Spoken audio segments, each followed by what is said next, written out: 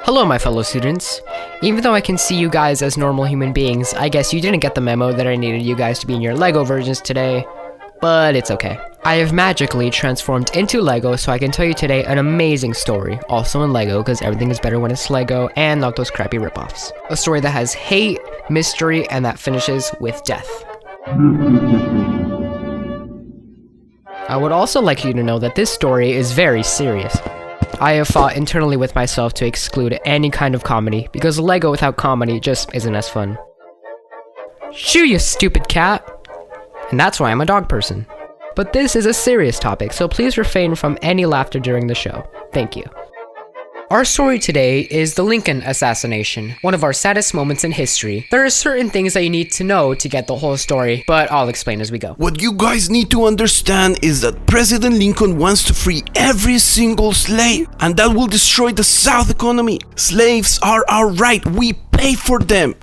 This angry guy right here is part of the Knights of the Golden Circle, which was a secret society founded in 1854 by George W.L. Bickley.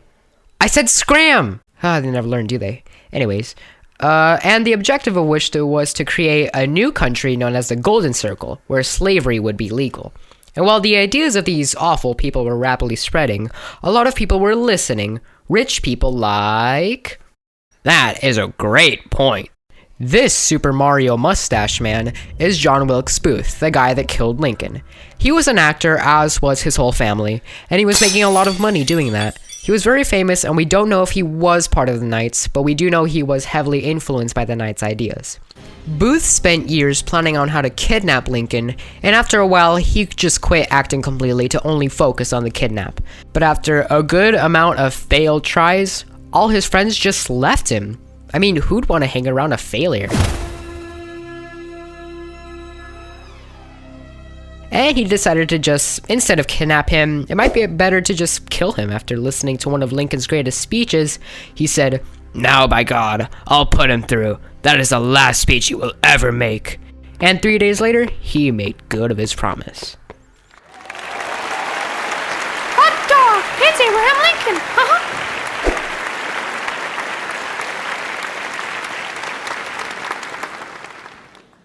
Everything happened on April 14th of 1865 on the Ford Theater while watching the play My American Cousin. But because I spent all my research money on the actual Abraham Lincoln Lego minifigure, I have no idea how the play goes, so I took some creative liberties with my version of the play. Luke, I am your father. No! I did not see that coming! Wait, isn't it just I am your father? No, dude, that's the Mandela effect.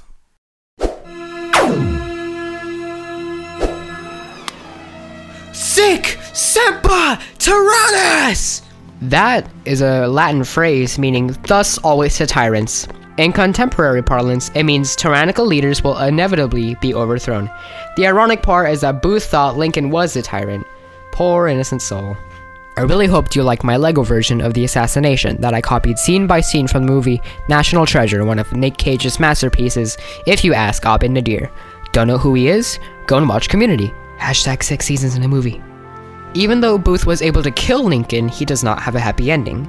John Wilkes Booth is killed when Union soldiers track him down to a Virginia farm 12 days after he assassinated President Abraham Lincoln. He was 26 years old when he killed him, and not only did he lose his life, but a great future as one of the best actors the country had at that time.